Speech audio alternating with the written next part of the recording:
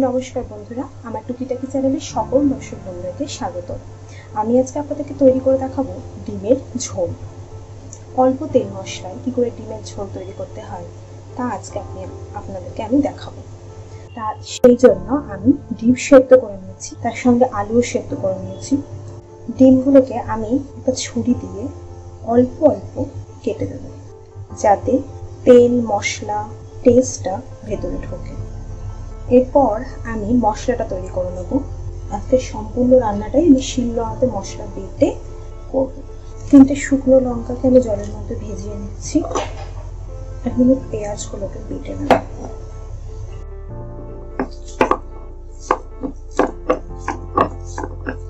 খুব মিহি বাটবো না, অল্প অল্প দানা দানা থাকবে এমন বাটবো। দেখুন বন্ধুরা, এমন করে আমি বেটে নিয়েছি।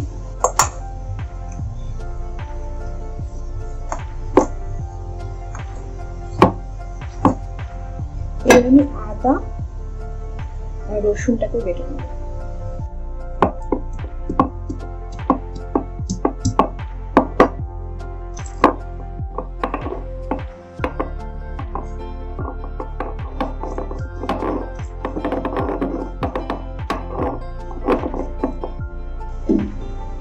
আদা রসুন বাটা হয়ে গেছে।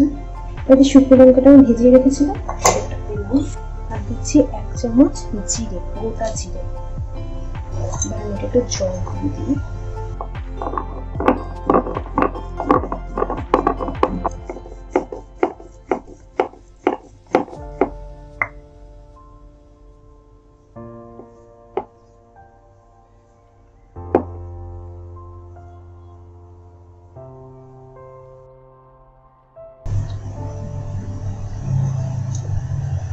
হয়ে গেছে আমার মশলা তৈরি করা। বন্ধুরা, আমি কড়াই একটু তেল দিয়ে দিয়েছি, 2 টেবিল চামচ মতো। এবার আমি ডিমগুলো ভেজে নেব।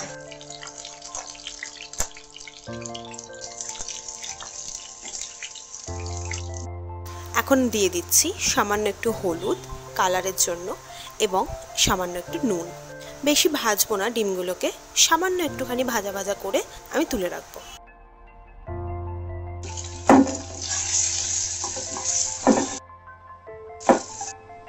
আলুগুলোকে ভেজে নেবো অল্প।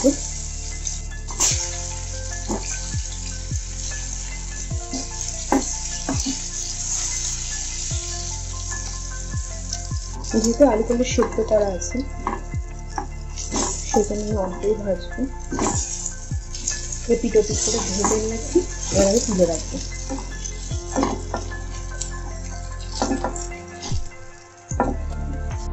আমি আর একটু তেল কড়াই দিয়ে গোটা গরম মশলা দিয়ে দেবো। এখানে আছে এলাচ, দারচিনি আর লবঙ্গ। এটা 10 সেকেন্ড মতো একটুখানি ভেজে নিয়ে পেঁয়াজ বাটাটা দিয়ে দেবো।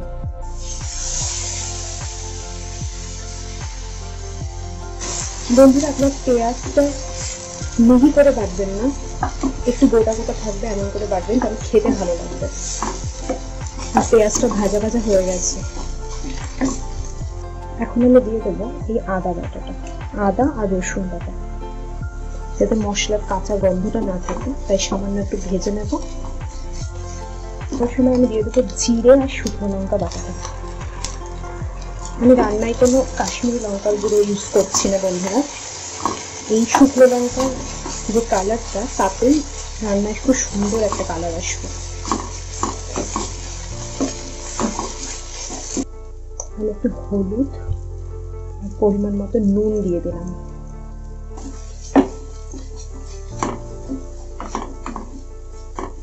আমার মশলাটা অনেকটাই ভাজা হয়ে গেছে, তেল ছেড়ে আসছে মশলা থেকে।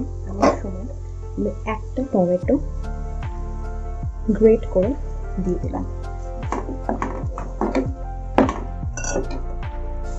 এই সময় গ্যাসের ফ্লেমটা লো টু মিডিয়ামে রাখবেন, হাই রাখবেন না, তাহলে পুড়ে যেতে পারে মশলাটা।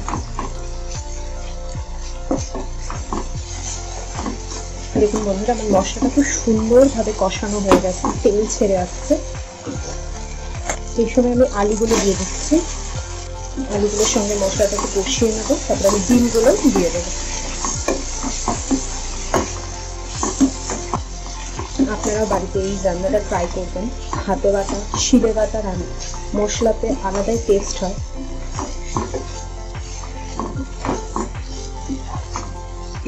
আমি ডিমগুলো একে একে দিয়ে দিচ্ছি, একটু কষিয়ে নেব, তারপরে জল দিয়ে দেবো। এই সময় বন্ধুরা আপনারা একটুখানি নুনটা পরিমাণ মতো দেবেন।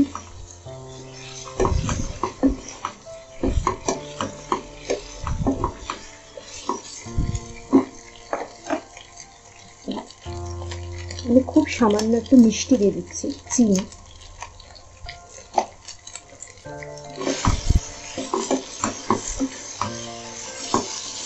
চিনিটা দিলে কি হয়, রান্নাটাকে ব্যালেন্স করে, রান্নার টেস্টটা একটু ব্যালেন্স করে। যেহেতু টমেটো আছে তাই চিনিটা দিলে একটুখানি ব্যালেন্স হয় টেস্টটা। আমার কষানো হয়ে গেছে, আমি পরিমাণ মতো জল দিয়ে দিলাম। যেহেতু এটা ডিমের ঝোল হবে সেই জন্য আমি জলটা একটু বেশি দিলাম। আমি এই সময় কাঁচা লঙ্কাটাও দিয়ে দিচ্ছি। এটা ঝালের জন্য না, জাস্ট একটা ফ্লেভারের জন্য। কাঁচা লঙ্কা দিলে খুব সুন্দর ফ্লেভার হয়। এবার আমি ঢাকা দিয়ে দিলাম। এটা 6 থেকে 7 মিনিট লো ফ্লেমে হবে। আমার ডিমের ঝোল অলমোস্ট রেডি বন্ধুরা।